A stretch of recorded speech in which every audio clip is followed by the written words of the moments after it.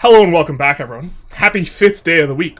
Today we are going to be looking at an AAR video that was posted to the official YouTube of Paradox. We can see here it is the official YouTube, which is going to be featuring some gameplay.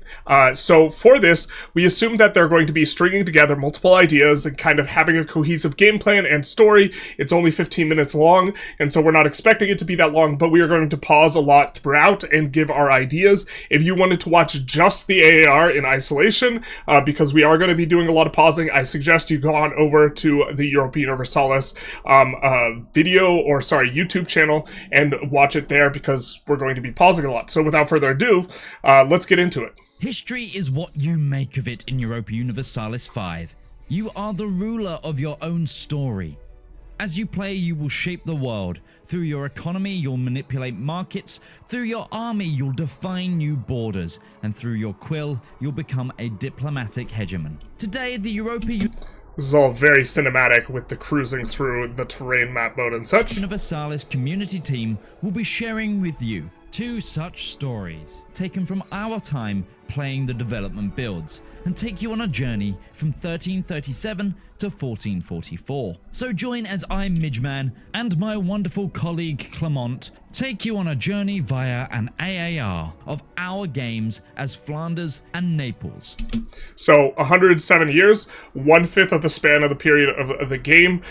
This is kind of the ramping up and starting to get everything into place kind of period, in terms of how it felt when we were, thinking through and playing and this type of thing, where you don't really, it's kind of much more of a slow starting game, or there's a lot more of a development period, and so this is largely what we're going to be seeing as they decide to take the direction for their empires. As a reminder, Of course, the reminder. Gameplay has taken place on development builds and may not be representative of final product playthroughs and the stories that you, the player, will inevitably tell in a...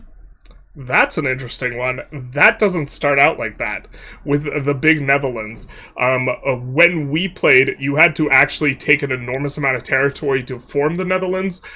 So they maybe had some sort of thing that just forced the Netherlands into place, or this is what they changed it. Since we played, you used to have to take the entire region of the this region, which is massive, to form the Netherlands, and so maybe that's been changed here.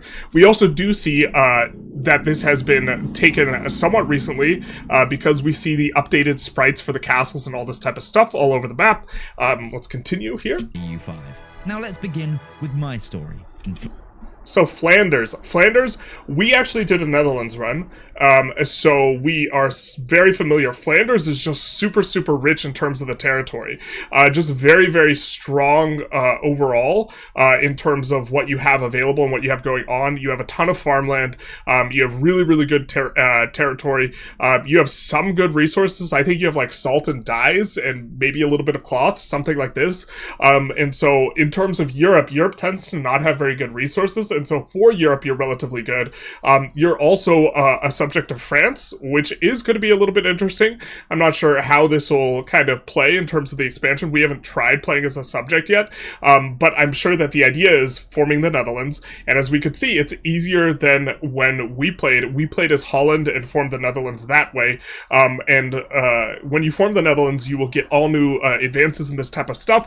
And so Flanders might actually be the best start to form the Netherlands as, because it is hard to, I believe it is much easier to get the other territory for forming the Netherlands than it is to get Flanders, because you have to fight France to get Flanders. Flanders in 1337 is a nation at a crossroads of potential power. They start as a vassal of the Crown of France and could easily stay as little more than that.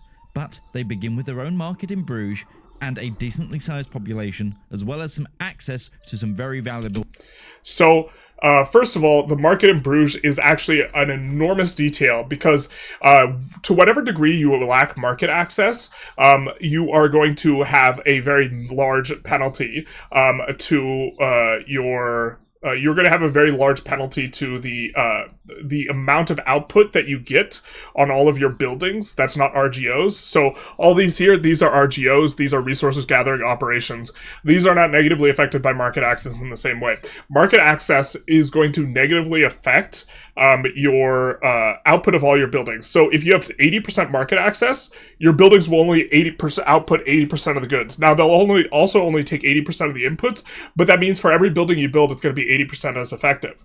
And market access diminishes pretty quickly as you get away from the market capital. So owning a market capital means that your buildings are going to be like 30 to 40% more effective than if you were off the market capital. And so generally for a lot of starts, acquiring a market capital either by hook or by crook, either stealing it from someone else or making your own new market is going to be something that's really valuable. And so this is going to be something that you want to do. And so this is a pretty big advantage starting here in Bruges. Also, it was a relatively small market. If we saw here, we don't have a lot of players in this market. It is just kind of the lowlands, and we occupy like 30% of it. This is actually a really good thing because we have a lot of the Germans are in the Cologne market. France is in the Paris market for the most part. And so what this means for us is going to be that the fewer players there are in the market, the easier it is for us to manipulate the price of construction goods, collapse those prices, and get cheaper buildings. When you collapse the prices, you get minus 66% price.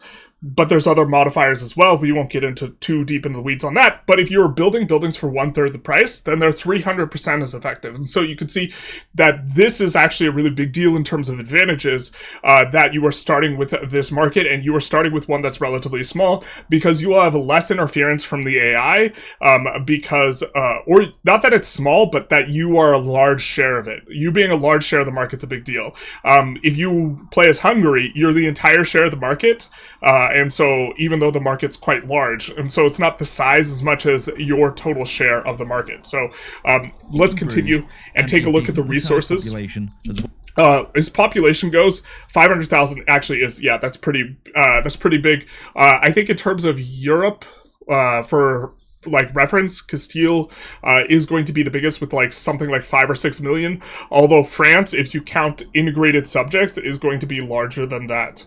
I think the Mamluks, in terms of the Mediterranean, the Mamluks have the biggest with something between 6 or 7 million. Well as some access to some very valuable... Okay, so as far as the resources go, fiber crops, wool, dyes, and salt are all good, and that is a majority of resources. We also see sand in there. Sand is good to have because sand goes into the roads, and also early on it's going to go into glass, and so that's going to be useful because you have to get the price of sand cheap to get cheap roads. Roads are a very critical piece of infrastructure, and then also getting sand in an area is going to make your glass production a little bit better. And glass is one of the early game. It's the second resource you push, or it's the first building-based resource or building-based trade good that you push.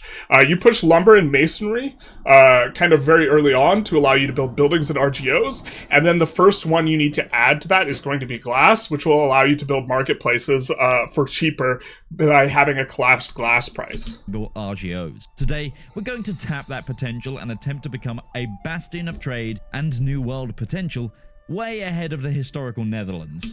So this is going to be, the glass again is going to be useful for building marketplaces. Marketplaces, first building that requires glass. Also building towns, upgrading from rural areas to towns requires glass as well. Avoiding the wrath of England and France during the 100 Years' War. To start off, I set my cabinet of nobles to work, encouraging migration to the capital and increasing our control over... So if you don't have enough pops in Bruges to really get it to come on up, then encouraging migration there is going to be pretty effective. Also, just increasing control there is going to be effective, and if it's the capital, it will tend to get control every time you host a parliament there, if I recall correctly, not control, development. And development is a pretty big driver of migration, so you could also go the route of doing development, but he's doing the both. He's doing the double, he's increasing control. Well, if you only have one province, increasing control is going to make everything more valuable. In the same way that market access throttles the value that you have from stuff, so will control. And so if you have 80% control in an area, you'll only get 80% of the tax base there. And so this is a strategy that's probably pretty explosive if you're on one province. The long-term strategy would be increasing development, because increasing development also increases control, but it is a permanent thing, whereas increasing control is temporary. Once you take off this cabinet action, you're going to lose access to the increased control that you have.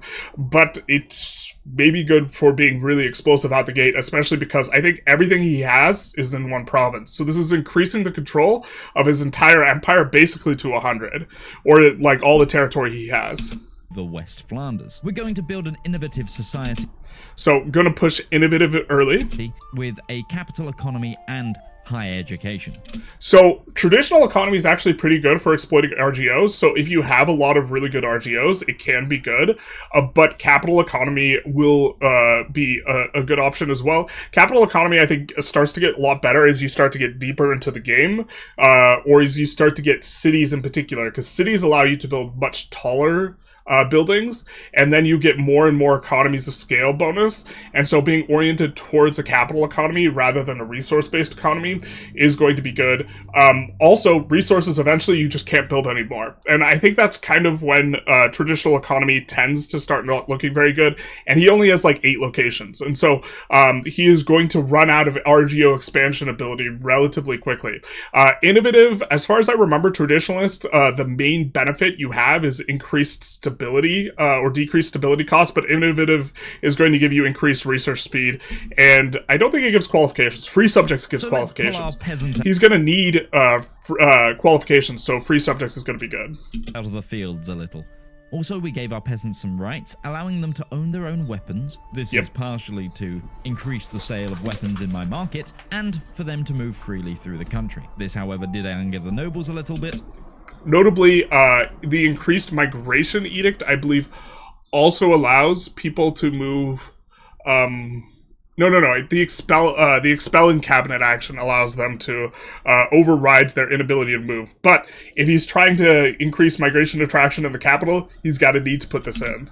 But they'll be fine. We then called Parliament to increase our centralization, and we funded farming estates. So it increases centralization if it's on the capital. Moving on to third. Notably, increasing the funding the farming estates. Oh, he didn't show the call to the thing. It decreases the cost of the farming, all your farming RGOs, of which he had the 2 fiber crops and the dyes and the wool, I think, or it might have been cotton. But in any case, decreasing the price of those by 33%, or by 20%, or however much it is, or 33%. But I think it's applied not additively but multiplicatively to the discounts based on what you get from having cheap prices. But the idea is, instead of base price for expanding an RGO is 50, if you have really cheap wood, it's 16, and then if you do fund the farming estates during the time you are doing this parliament, it's going to be reduced to like 11, and so you're getting the price of the RGO expansion at 20%. Really good to have early on, because you can just fully expand out the RGOs, or expand out them quite a bit here in Flanders, and then focus on your capital economy. To increase our centralization, and we funded farming estates. Moving on to 1342, the Renaissance arrived, and we focused on the admin group. In my experience looking at these, the admin group is just overwhelmingly more powerful than the other ones, but I assume that they are getting rebalanced or have been rebalanced. We're also defending against England in the 100 Years' War. Many peasants are dying, and England does beat the French army and my forces separately. I think that we didn't really see England be triumphant that often, but you could see the casualties in here. That's going to be a big deal. Remember, we have 500,000 total pops, and this doesn't represent the amount that was slain from us, but if we, for example, lost 20,000 pops, as you can see, England has lost 20,000 pops. In terms of a proportion of our population, that's enormous, right? And so it's actually a big deal when you lose the pops. Manpower isn't just some abstraction that just exists in the aether, and it's a resource to be spent. Anytime a pop dies in battle, that pop's just dead. They divided and conquered here. This goes on for 4 years, landing us in 1346. When the war with England ends, France losing. But more worryingly than that, a black spectre forms over the world, and the Black Death begins in Dergachi. By he actually probably has a pretty good chance at defending reasonably well versus the Black Death because he's a little bit more tight and consolidated. 1849, the Black Death has killed 249,000 members of my population. Okay, so he loses about half of his guys, 40%. So 40% is kind of a little bit better than the average, I think, or 45%. And then 1 year later, France has exploded into turmoil with rebellion. We didn't see that many revolts from the AI, so I don't know if this is an aberration or them just giving revolts more teeth or be more frequent. And so that's going to be exciting to see when we get to play on a newer version. Elsewhere in the world, by 1352, Hungary has also exploded into turmoil. So we can infer that rebellions are more often. That's going to make it... See, there's like this mixed thing where I think that revolts and rebellions and this type of stuff should in general have more teeth, but as they give you more teeth to attack the player, they also give you more teeth to attack the AI. So if a lot of the AI is exploding, you can have timing windows that are good for exploiting it. But this is also historical, right? If someone is in the middle of a civil war, that's a really good time to go after them. 2 years further than that, 1354, England exploded into turmoil, and the Black Death ended.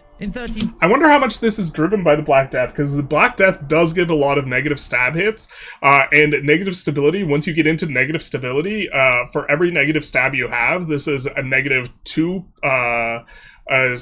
or this is -1, I think. I forget exactly how much estate negative satisfaction it gives, if it's 1 per point or 2 per point. It's probably 1 per point, but every negative estate satisfaction is -2 satisfaction in the location. Satisfaction in locations determines how easy it is for pops to join rebels, so I wonder how much of that was driven by the Black Plague being pushed. In 57, I turned... What's this? Economy of the Union. So, is this to do with France? My attention to my union. As the Count of Flanders holds multiple territory at game okay. I thought it wise to begin integrating some of those. So I started by voting for an established seniority. Never say never. In 1358, we finally embraced the standing armies and banking institutions and worked towards starting a weapons industry.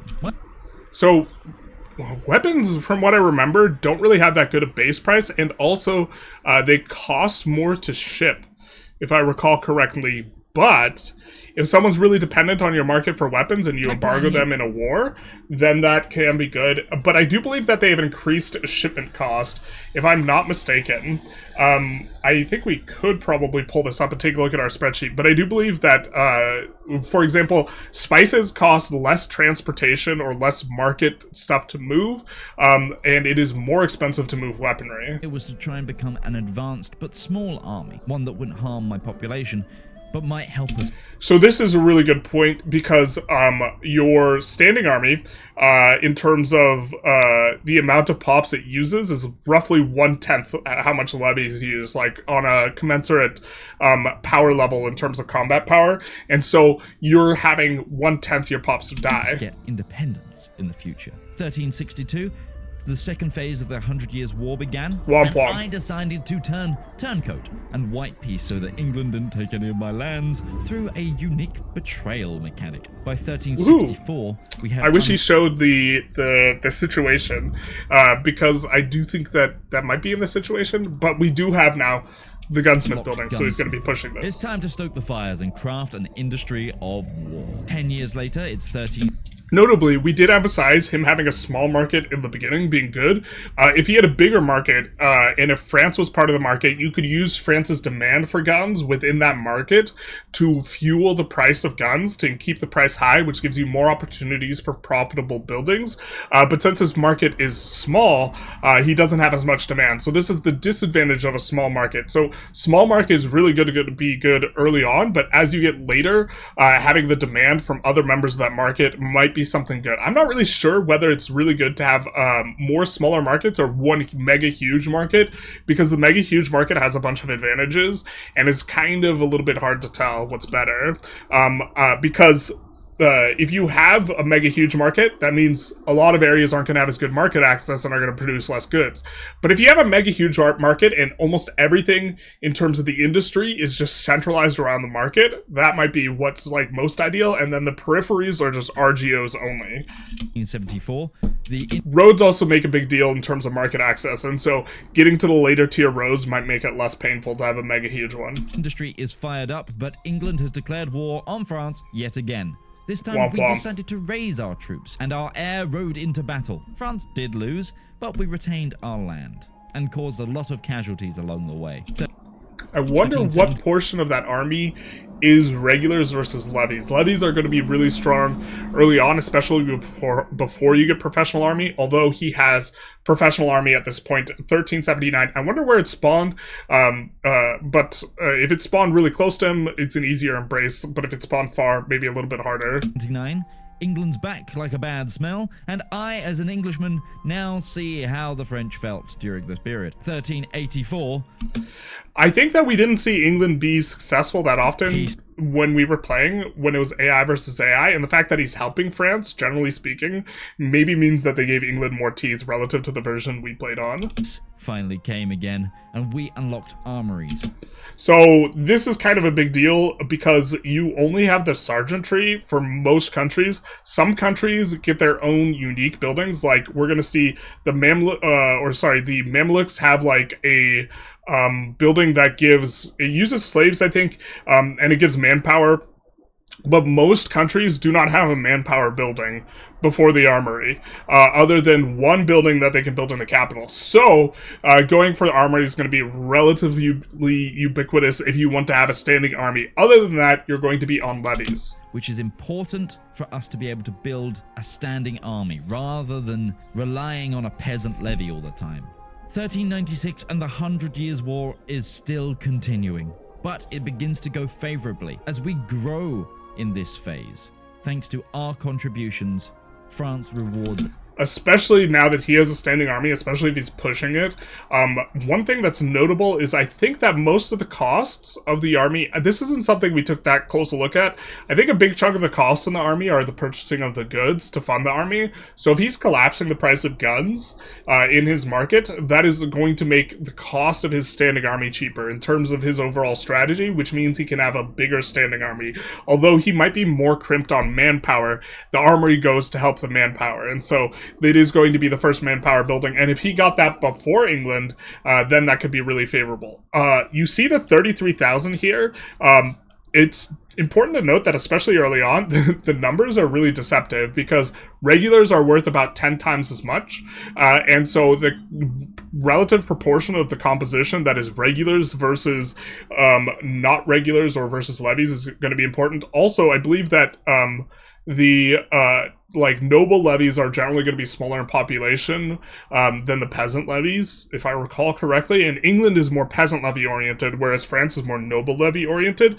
So the fact that he has double the guys here when he is playing the side that should ostensibly have fewer troops is like an enormous deal, unless England was the one who spawned standing armies and they have a huge standing army. Their longbowmen are going to be levies. So unless that's the case, this is huge advantage. We have one of the most advanced militaries in the region. So notably, if I recall correctly, the amount of experience is going to be important here, where here, let's make this a little bit bigger. I think we got a little pop-up that we maybe don't want to show. But the level of your tradition, I think, informs how good your guys look, if I recall correctly. And so the fact that these guys all have the same uniform is going to be a big deal in terms of It means he has a high army tradition, is what I'm saying. And he also has cannons at this point. And so he's at least 8 to 10 techs deep into the professional armies tree. With cannon and gunpowder. By 1399, France goes to war with the Pope and is led by a regent. It's the turn of a new century in 1404 as we hit phase 4 of the 100 Years' War with a York on the front. That's the fourth war. We discover universities as... Universities are a huge deal, giving quite a bit of, education access, but I think also unlocking, I think you need at least one university to use education of the elites, and that's going to give even more literacy to everyone, not just the people who are in the location where the university is built. So building your first university is going to be a pretty big deal. We continue to grow our education. Economically in this playthrough, I decided to focus on building scriptoriums. So scriptoriums are an interesting building because they employ up clerics, which is going to be interesting. Also, you notice here, this looks super polarized, right? In terms of how valuable the scriptorium buildings are. We see in Bruges, shout out to that movie, it's going to be +6, ducats. That's buckets of ducats per building. And that's going to be from a variety of factors. One, Bruges is the capital, so it has 100 control, and it's the market capital, so it has 100 market access. But secondarily, we also see Bruges is going to have 13 levels. And so you are going to be getting plus 13% output. That's not throughput, that's output bonus from economies of scale here. And so that's why per level we're making so much from Bruges. I do believe that this is a per level figure, but I'm not 100% sure. But as we can see on the map, these 11s are a little bit further from the capital. We see, I assume that this is Jesper right here, that's adjacent. And even though they're both 11, right? And kind of all other things look equal, the fact that they are going to have different levels of market access is why they make different amounts of money per level, which, this represents a pretty large percentage of the building's profits, right? 10%, 0.1 is going to represent, what is that, 5% of the total value of the building, or is it 10%? We can't do math right now. I think it's 5%. Anyways, it's gonna never do math when you're recording a video and you're trying to keep talking all the time. But this is going to represent a sizable difference. And then we see, as we get to St. Nicholas, which isn't even on the map, maybe this is over to the right a little bit, it's going to be making a lot less per level. And then we see this level 3 one is only making 0.5 despite having this output bonus. Output's not throughput, again, important to emphasize. So it just increases the output good quantity.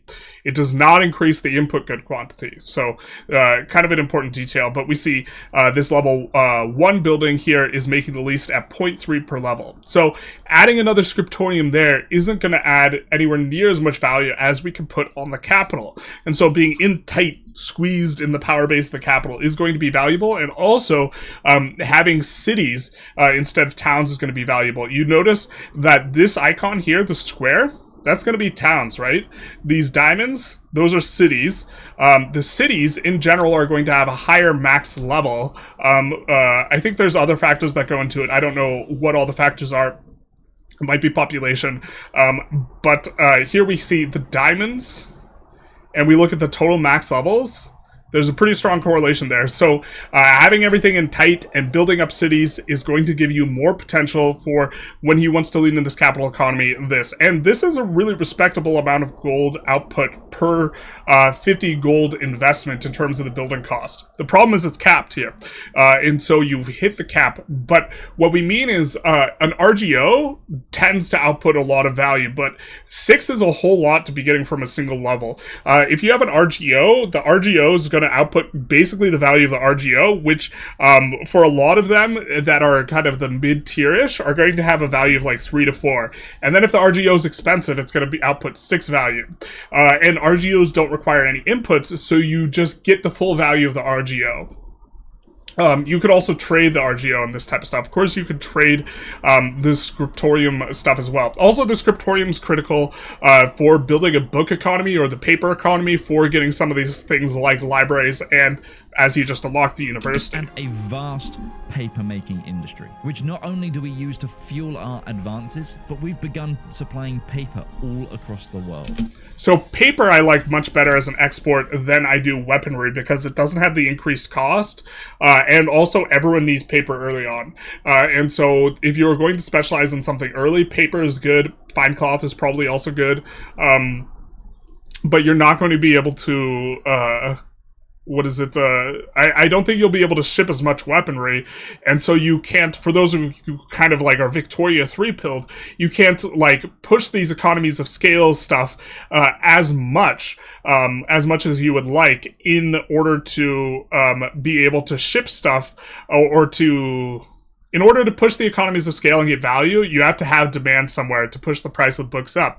If you don't have high demand, you're not going to be able to do anything. And so the fact that other people need books or your own economy needs books enables you to get these high levels that is going to push this. Interestingly enough, we see the screenshot at a different time, and the value has come down. The value per level has come down from 13, and he also has way more scriptoriums. So this is indicative of, as the price collapses, the value of each of these is going to be less valuable, or alternatively, as he has pushed more, he has pushed up the price of the input in paper, which is going to be crimping his profit per building. Now, important to note, in terms of the RGOs he has paper, or he has fiber crops and he has cloth, which both build into paper. And so he's going to have an advantage in building paper, because if you have the resource that is used to build the RGO in either the province or the location, it's going to give you an advantage for building the thing that is going to be oriented towards that. Actually, no, wait, this isn't the scriptorium. This is paper. This is paper he's producing here. So the paper is making less than the books. Sorry about that. But the paper is making less than the books, but of course, he needs the paper to fuel the scriptorium. So he is doing an economy that is both paper and book-oriented. Scriptoriums, interestingly, are the only building, as far as I know, in terms of the resource, or in terms of the early age, and it's only in the early age that they employ clerics rather than burghers. When you get the upgraded version, it employs burghers. And so this is going to increase the power of your clergy in your country early on, to good or to ill. But the clergy is going to be a less taxable estate, generally speaking, than the burghers. And so if you increase their power, you're going to be able to tax them less. And so being able to tax them less is going to mean... as you increase their proportion of the tax-based share, you can't tax them as much as you can the burghers, but they don't get as much tax-based share anyways, in terms of the calculation, is like the burghers, maybe a little bit of a small difference. I think as a Catholic, you can't tax the clergy anyways. Something like this, or the tax goes to the Pope. So there's some moving parts by the scriptorium employing clergy. Used to fuel our advances, but we've begun supplying paper all across the world. Yet again, we decided to leave as a turncoat in this phase of the war and focused on educating our people. By 14... So this is the... I believe this is what he gets from... once he builds a university, and then he can put in this law, and now it's increasing literacy for everyone. I wonder if he's going to show what literacy gives. I think the big kicker, literacy affects pops and locations, and they give literacy bonuses. I can't remember them all. I think the burghers one is the best, because it gives you, like, percentage dev, something like this, and then it's going to be, I know we have it in our Korea video where we show what everything gives in terms of literacy, but it also affects your research speed. So this is good. In 2008, our master plan had begun. We had begun crafting an independence war CB, and we have a new duke ready for war. In 1409, England goes to war with France again, and by 1410... So an opportunity here for independence, right? And we begin a war of independence, gaining our freedom from France. But I wonder if he did that while England was fighting them. Looks like he might have done it not then. Stop there. 8 years later, we've just finished a war with Brabant, taking huge swaths of... So, we did see him have the Netherlands by the end. But Brabant, I think, has the best location for the capital/trade center in Antwerp. Because it's kind of deeply located in here, it allows you to push control towards Luxembourg. The terrain here is kind of hilly, kind of foresty, so it's really not all going to be that great in terms of your ability to push control. This is really your kind of... your bread and butter for the Netherlands, but to the extent that you are able to do that, in here is going to make sense. And even up here, in terms of the terrain, we can't really show the terrain and this type of stuff. He didn't really show the map modes for like Well, actually, it seems like he's mainly focused on like the political map mode, but like the map mode for like terrain and this type of stuff. But I think Antwerp is actually a pretty good location for the capital here, and so he could move it once he takes Antwerp from Brabant. But then all the buildings he's built up in the capital and like all these advantages will get diminished because you lose market access. Market access goes down. Control might even go down if he's not radiating 100 control. It is relatively close to Bruges. Where Antwerp would be, so it's not the biggest shift over, but it is something that's worth considering. The Low Countries. With 2 more provinces, we'll be able to form the Netherlands. But so the forming requirements have changed then, relative to the time when we had access. We sit on a high level of antagonism. So for now, we're going. Is this the development map mode? This looks like development map mode, so we can see Bruges is going to have the highest dev by virtue of us hosting parliaments there. I wonder if he's been increasing dev. It looks like he might have been.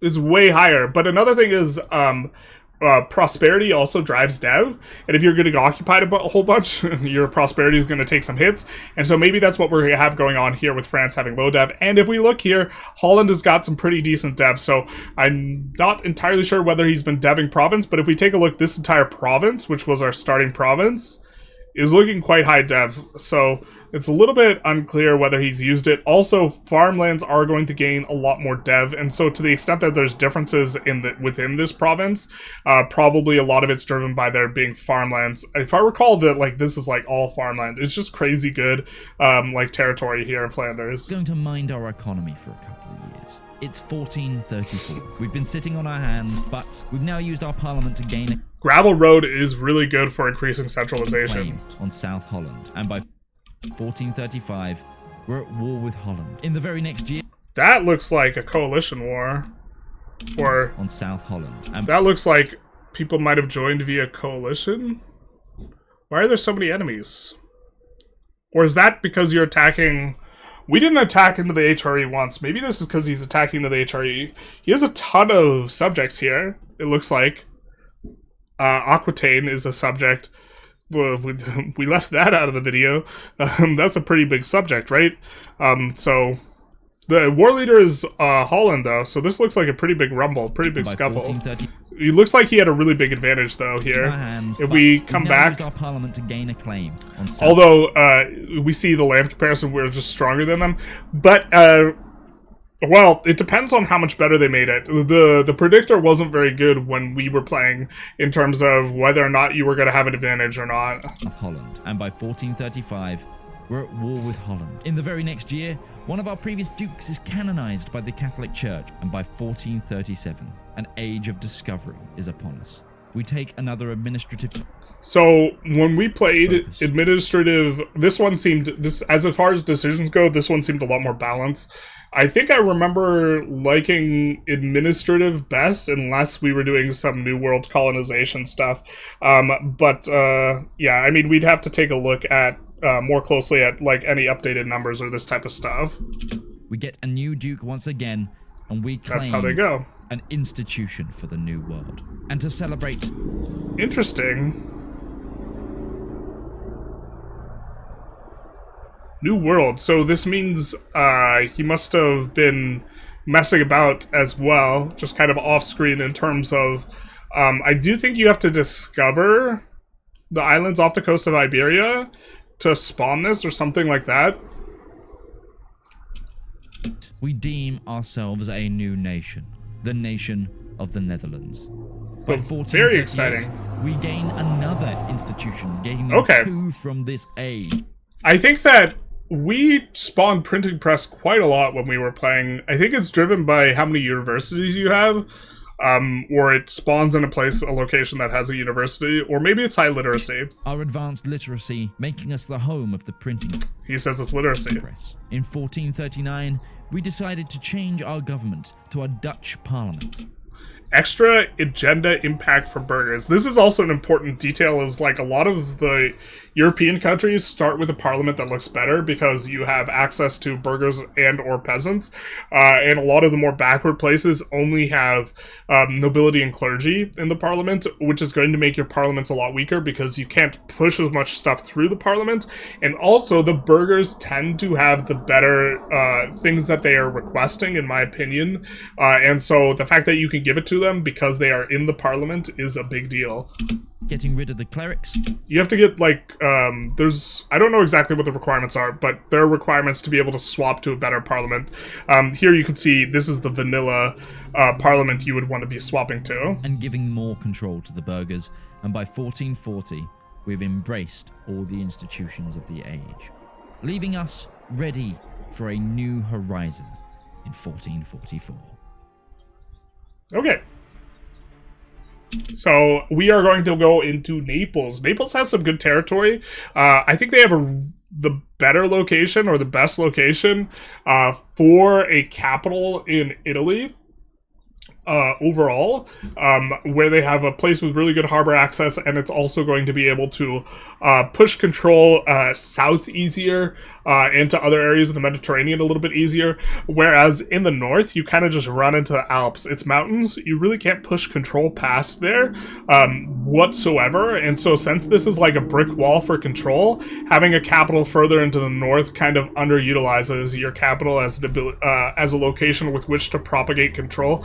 Also, I think the terrain cutting through from like the place with good harbor access down here is going to be a little bit easier in the south than it is in the north, because there's a lot of hills and mountains. And finally, there's a lot of farmland in this area and flat terrain, which is going to be really good for building that central like hub of industry, which, as we discussed, having everything in close is going to be a bit more useful. Hey, hello everyone, it's Clem. It's my turn to introduce you to my game with Naples today.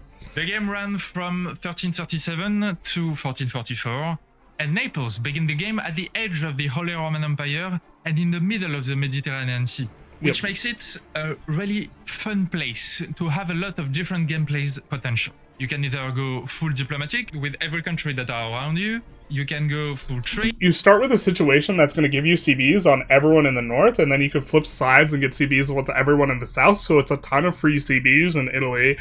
Depending on how much antagonism you want to rack up, you can really do a lot of expansion because of the starting situation. Because you're perfectly in the middle of the Eastern and... Yeah, great for trade too. I think that we're going to see tomorrow the Mamluks. I think the Mamluks probably have the best like trade start, but here we do have access to the entire Mediterranean, which is an important Western point. Mediterranean, or you can go full military and go for a conquest of Italy. Naples begin in union with Provence, Prato, and Mondovì. But should the king Robert d'Anjou dies, the union would end because he has no male heir. So the first events of the game will revolve around the possibility of his daughter to ascend the throne once the king dies. But we're not there yet, and the first move are to improve the control around Salerne. So we have increased control and stabilizing country. We didn't use this cabinet action very much, but if there's a time to use it, it is going to be early on, and also it like might have been buffed. Increasing stability from the cabinet. This is an interesting cabinet action that's going to scale well if you have a really, really big country. Focusing just on Flanders when it was our only province is going to have more value, whereas stabilizing the country gives you more stability, which affects every location and every province. So in theory, the more provinces you have, the less you care about increasing your value in a particular area. We also see increase in control used again here, which again is going to be, in the terms of the short term, increasing control right on top of your capital is going to make everything very lucrative. So interesting to see that both the players are doing this. Maybe this is like more meta than we had considered. I think Dev Province is still going to be like long-term better because you don't get the long-term value off of the increased control, and also unless they've nerfed Dev Province into oblivion. We were saying that we thought it was really good. We were super bullish on it because you can create veins, but if it's not as good, then maybe increased control is going to be better. Arno and stabilize the country while I set up some reform. 25 is a very important breakpoint for crown power, because it means you're not suffering the malus, which is huge, which gives negative penalties to both tax efficiency and trade efficiency. Around the agricultural cultivation, because there is a huge... Yeah, this is a thing that we experienced in Italy, which was not enough food. We do see the food map mode here, which we didn't open up that much while we were playing, but it is a kind of a cool map mode. You can see individual provinces, which ones are positive in food, which one are negative. But there's a huge deficit of food in Italy because of urbanization levels. So supplying that food, you can actually get selling food, gold, or gold from selling food a little bit more. And so maybe that's the idea here. Huge lack of food at the beginning of the game on the Italian peninsula. So obviously my first objective will be around fixing this issue of the lack of food. That's why the first constructions are the development of the wheat RGOs to produce the most food possible. Rice, I think, is best, and then wheat in terms of the amount of food that's produced. Wool is interesting because it's an input good for the cloth, and also gives food because mutton. And so that's going to be one where you maybe push wool a little bit more than you would for both either economic or food reasons, because it's kind of a bit of both. Same with the livestock industries, because this goes into leather for tanneries, which is primarily used if you're doing military stuff. If you don't have that much military, I don't think the pops consume that much leather, but I think the military consumes a lot of leather, and so that's going to be an industry that is also supported by a food RGO.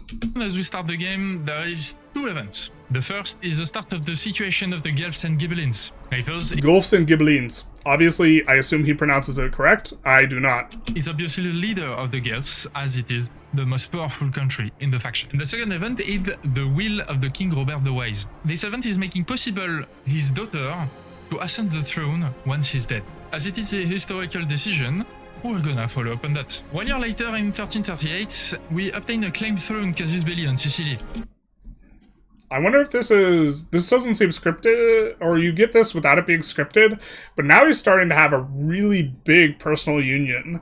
And so that's going to be a big on the annexation. And the personal union in Sicily, I can't remember the resources in Sicily. I think they're good. So why not immediately declare war on them? We elevate the army. We have 33,000 men. Sicily is allied to Ascoli at the north, so I send one of my armies to siege Ascoli while the other is tasked to secure the south of the kingdom. But in the middle of the war, our king decides to die, setting up a regency for Giovanna d'Angio that will last until 1344. In the meantime, the first battle happened at Cassano Aligno, which chose to be the defender with a rather even force of the Sicilian army. End up losing this battle and maybe you should have said fewer to the north, eh? Falling back tactically. They will go forth and siege Salerno. This is at this moment that we will go around this army and take back everything that they controlled, so we can cut the supply line and make them starve at the bottom of our walls. This is where, in 1339... interestingly, like, before the AI builds a bunch of forts, or before there's a bunch of forts, maneuvering your guys around and around the prospect of supply is really interesting. As Korea, as a peninsula, we did do, like, naval landings behind to cut supply lines, which was a whole lot of fun. Quite a bit interesting, but as things like as a lot of forts build up, that seems to be much less of a potential thing that you could do. We will strike and defeat the big Sicilian army. Then, after... when we played, Assault on forts was really, really good. I assume it's not going to be that good anymore. Turning this part of the war, we can finally set foot on Sicily and begin the siege of Messina. After that, there is no more resistance from the Sicilian, but as we are under a regency, we cannot enforce the casus belli of the claimed throne. And I don't think, I think that the CB doesn't let you take territory very easily, or it's like plus 900% cost, or 200 or 300. It's some obscene increase in cost to take territory. So we have to wait up until 1344 to finally make peace with... Oh, you can just wait until you have someone on the throne? The Sicilian and get them into the fold. A few years later, in 1346, the Black Death ubiquitous. appears, but yet nowhere to be seen on the map. This is at this time that we set the first step for the integration of the unions. And in 1349, the Black Death is still concentrated in the steppes. Interesting that they both had unions at the start of the game, and they both chose to play union nations. Generally speaking, what we had access, the personal unions were obscenely strong, and there was like zero resistance towards integration, and you could just like integrate huge nations. And avoid Europe. But it was too good to be true, and it finally appears in the port of San... Womp womp. So this is where trade is coming into his trade capital of Naples, I think, and it is where the port of landing, which is usually the first place via trade. So this is why shutting down trade can be effective, and we did cover that a little bit when we looked at the situation yesterday. Sant'Arcangelo. The Black Death is finally here, but it won't last for too long, and only ravage Europe for a few years before disappearing. After that, we make a little jump to 1361, where we were dragged in a war against Mamluk by the Pope, strangely, to recover Mamluks are big. Mamluk territories in the middle of Provence. This war dragged for 5 years. 5 years of dull fights in Provence. In the end, the sheer numbers of the Mamluk prevailed, and they forced the Pope to renounce his alliance with us. That's when we decided to settle a little bit. That's now 1366. The first war 30 years was mostly in. successful. We have no direct enemy, so we can focus on economy. Our plan will be to begin the first weapons. Ooh, this is rough. The building cost here, you can see, 57 to expand out the RGO. This is because the wood price is expensive in his market. You can see there's no stockpile of wood currently, which is part of why the wood price is expensive, out of 160. So collapsing the wood price is something that you can do to make the iron a lot cheaper. Guns and cannon provider for the central Mediterranean. And hey! Is that what he's going to be talking about? Here we see the wood price is only 17 down here. So expanding out the wood beforehand can be useful. You can see that the input, rather than wood, which is used as an input for iron, is tools. So you can collapse the price of tools. So generally the way that the thing works is, if you have a wood RGO or a lot of wood RGOs, it's a lot easier. But what you do is you build masonry. Masonry has no input good that's used for its construction as a building, so you cannot collapse the price for it to be cheaper. So that's going to be a 50 cost building, although you can get other minus cost modifiers. And then once masonry is cheap, then that collapses the price of the tooling workshops, and then the tooling workshops are cheap, and then that collapses the price of the wood, and then you build the wood, and then all the RGOs get cheap, and everything just kind of opens up. RGOs are very good early on, so the Italian peninsula. But we only have one iron mine, so we'll fuel every single ducats we have into this iron mine, into our lumber production, and into the infrastructure all around it. A few years later, we can finally construct a gun and cannons factory at the tip of the Italian boot. Following our marriages, it's interesting to see both of these guys pushing professional army first, whereas we kind of tried to push other stuff first and focus more on the economy. I wish we had a better look at how much money they were making factory at the tip of the Italian at this point in time.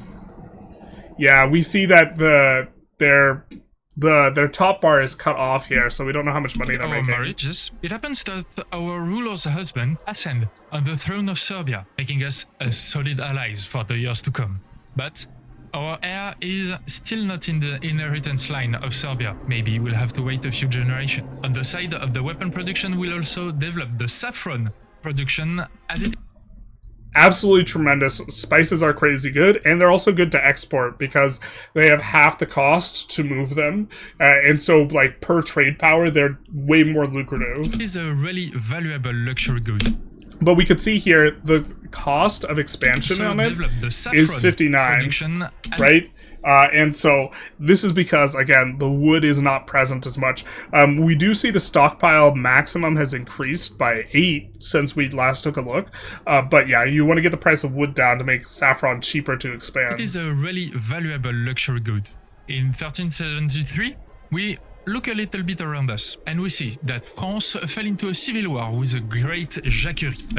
We see more civil wars here, so it looks like they're going to be more common. And more civil wars here.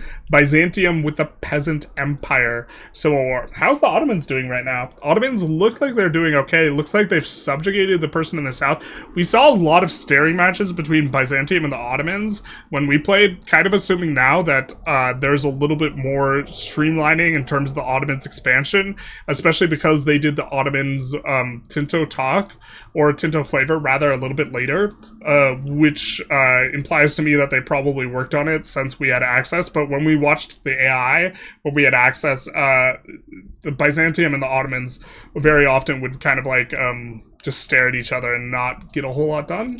It is the turn of the Byzantine Empire to fall to a pretender coup that ended up forming the Byzantine peasants. I wonder if the coup... So Byzantium has a bunch of really nasty estate privileges. And I wonder if the coup wins, if they still have those nasty estate privileges, or if this could be a way to get rid of it if you're playing as Byzantium. Maybe a little bit of food for thought, but... Empire. Almost at the same time, welcome a claim on the throne of Croatia. Interesting to see him not expanding too much in the Ghibellines and Gulefs kind of journal entry / situation.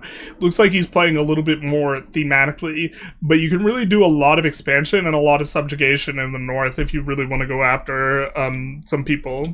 So we obviously go for it, and we grab it in 1380. So yeah, he's declaring wars entirely to increase his personal union. So this is going to look spectacular on the map, like as we get to the end, especially with only one royal marriage. This is actually pretty impressive how many of these he's getting, because if you're playing like a Muslim country, depending on your marriage law, you can have up to 4 wives, which makes it a lot easier to push a really big personal union than most of the Christian countries. As far as I know, you can only have monogamous marriages, and so with only one marriage, it's a lot harder to get these potentials. In 1390, finally, the Guelphs have 3. So yeah, we didn't see too much of this like war from him. I guess maybe we just got the stuff cut off. I think Verona and these ones do not start off like kind of in there, and it looks like he maybe flipped these or was part of flipping these. Sicily, interestingly, even though it is his junior partner in a personal union, is on the wrong side of things. Maybe that's a reason for not doing it. I think if you declare war on someone with whom you have a personal union, it breaks the union. So maybe that's why, to stay out of these fights with the Guelphs and the Ghibellines, in order to avoid breaking the personal union with Sicily, something like this. I don't... but it does look like they got some work done in the north. So every country in Italy will now leave the Holy Roman Empire that had, strangely, no more emperor. Maybe... was it because all the members, all the electors, couldn't vote for the same emperor? Back on the Italian peninsula, the Pope a little bit of bug action there. Decided to excommunicate us. So we grab the first casus belli that comes around and declare war on the Papal States again. Because you want to get rid of the excommunication? It's all odds, because he has a lot of allies. We rush into war. They can raise a lot of odds, because... Against all odds, you say? Of course, this predictor wasn't all that good, so... He has a lot of allies. We rush into war. They can raise a lot of levies, but now that we have guns, we can raise more than 1,000 professional troops. So I think each level of footmen is, or handgunners is, it looks like as 100. We can see from down... Oh, no, wait. No, I think it's 200. Age of Traditions troops, I think, are 100 per level. Handgunners are 200 per level. And then we're upgrading it. Once it's upgraded, it'll be 200 per level. So that's 5 handgunner units when he says 1,000. Usually are no match for the levies. The first battle against Florence... No match for the levies? You mean no match for the handgunners? Looks like here we double their power level. I wish that the UI in here showed how many units. Not just the quantity of guys, but how many units, because if he's got 2,000 units of regulars, this is absolutely monstrous force relative to this, if this is entirely conscripts. Shows the difference between an only levies army and another with a professional corps. Professional corps. In the middle of the war, the final step of the unification policy is ratified, and we can now start integrating Sicily, which was not dragged into the war with us. maybe that's one of the reasons he declared it in the way that he did, is avoiding the Sicily war. 5 years into the war now. This is also different. So the personal unions before, you would just click a button and you would just get everyone. Here it looks like we use the subject interaction start annexation, and he's using it on just Sicily rather than integrating the entire union. So that's a little bit of a nerf to personal unions, which is fantastic. The fact that you have to use the annexation interaction means that it's going to take a while for the really big countries. And it's also going to make them, probably give them a CD on you or something like this. So we see the treatment of personal unions change, much for the better. But Sicily, of course, it makes sense to integrate. It's close to you. You could probably push control there, especially if you have maritime presence. We're not seeing many boats from him. I guess we see some boats here, so he might not have that much maritime presence, so I don't know how much control you can push into Sicily anyways. But if you're assuming that you want to integrate a whole bunch of people, you kind of you have a bunch of people who you have a personal union with. You might need to kind of get things moving. He has Provence, he has Croatia, I think he has a couple in Greece as well, which was not dragged into the war with us. We are 5 years into the war now. It dragged for a little bit longer than expected because of a back and forth, but we finally managed to breach the fortification of the Papal States and ended up claiming Benevento, Campania, and asking for the dismantling of the Rome fortress. At the turn of the century, the weapon industry... Interesting to ask for the dismantling of the fortress. I remember that cost, like, aggressive expansion or antagonism, so we didn't dismantle forts too often. We also do see he is playing with quite a few forts around the capital too. Fort. Forts are kind of are they expensive? I remember not playing with too many forts, just kind of around the outskirts in like a line or in really critical areas. He's playing with a little bit more forts, but maybe forts give bonuses now. It would be interesting if forts gave bonuses to control. That's not entirely unreasonable if there is a small bonus to control for a fort, at which point forts get really good, right? Especially in urban areas, heavily urbanized areas, which maybe makes a little bit of sense. You could also give control in urbanized areas. I wonder if they've done something like that. But we could also see these handgunners. We could see the 200 in there as well. Also men-at-arms. I think men-at-arms are a different branch. I forget the distinction between the two. I think one's a little bit better for killing troops and the other one's a little bit better as a meat shield. Industry is really paying off, as creating handgunners and cannon regiments is very cheap compared to other countries. So you can see here, we have a discount. Instead of it costing 100, it's only costing 72. But if you got weaponry and leather cheaper too, you could get the price down to 33, because you could get minus 66 on all of these. And so this kind of brings back to what we were talking about a little bit with like the livestock, where the livestock feeds into the leather industry, so it's easy to collapse the price of leather if you have a livestock industry because it's more efficient. And same with weaponry for iron and like this type of stuff. And so if you collapse the price of all of these, then you would be having much cheaper troops. I don't know how much the maintenance cost is informed by these prices though, but this is an idea, is like if you wanted to be more militaristically oriented, certain industries get better. As creating handgunners and cannon regiments is very cheap compared to other countries. In 1422, with the annexation of new territories, a civil war starts with some nobles discontent with their new... So we're seeing a lot of these civil wars. I freaking love it. Especially like, I almost wish that they asymmetrically affected the player more, because I really do think that that they really, if you expand a lot, it should be worse. We also see mission. Nobody's been talking about that, eh? New leader. They surrendered 10 days later. Note that we are in the middle of the 15th century. So, if we take a look here, we see slightly different setups here, where this guy does not have the cannon like the other ones, and maybe it's because he has a mixed composition, and we also see these guys have slightly different uniforms than these guys, so we know that he has less army tradition than Midgeman had during his run when we saw the kind of close-up here, but we do see cannons and cavalry mixed in with his force as well. We have a solid economy, a strong standing army, so it's time to turn to culture. We start constructing every... Let's take a look. This is kind of what we remembered from the art school. It does have to be built in the capital. It does require either a town or a city, and it is going to affect the skill of new artists positively.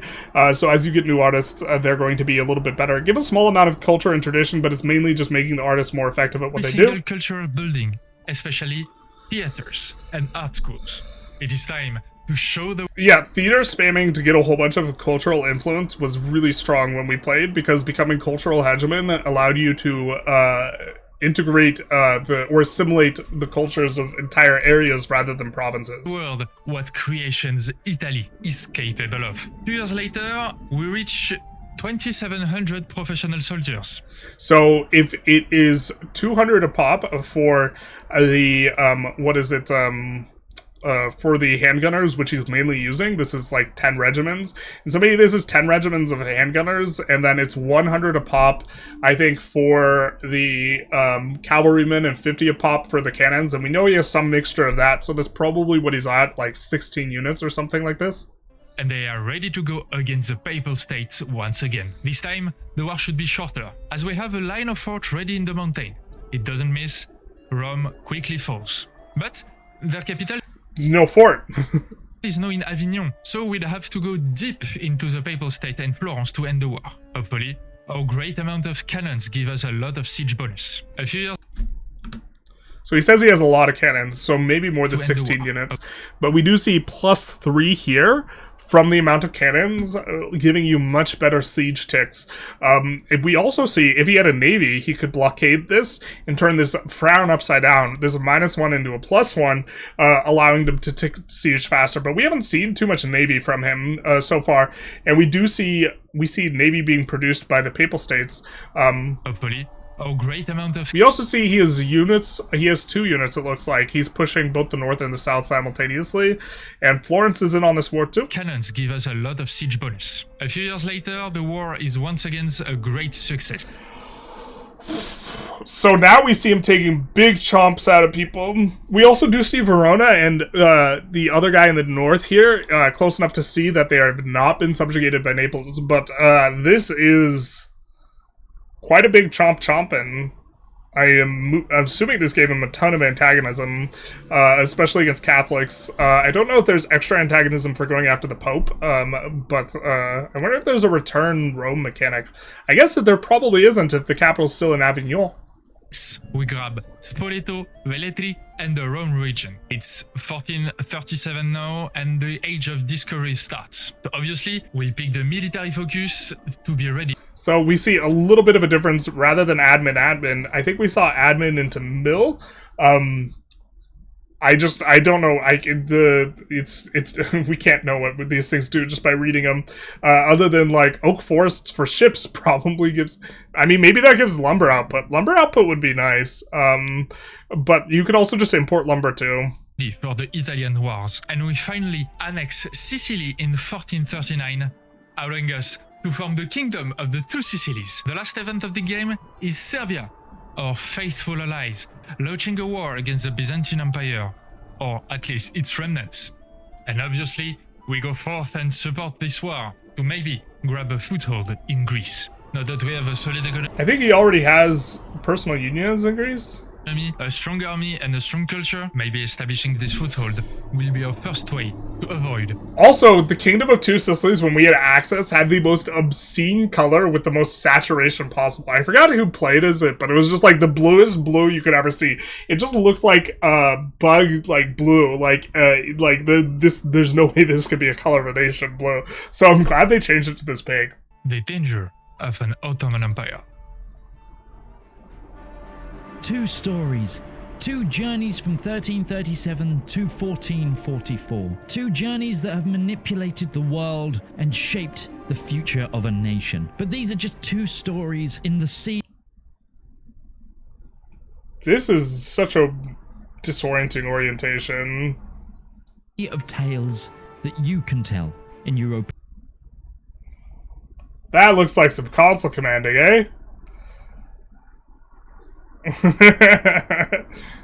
Right? I mean, I guess he could have played it out like this, but like just leaving Brabant and Holland on the table and just annexing France here. Universalis 5. Who will you conquer first? Will you become an economic powerhouse? Here we see Bruges becoming... Ooh, so this is an interesting thing here.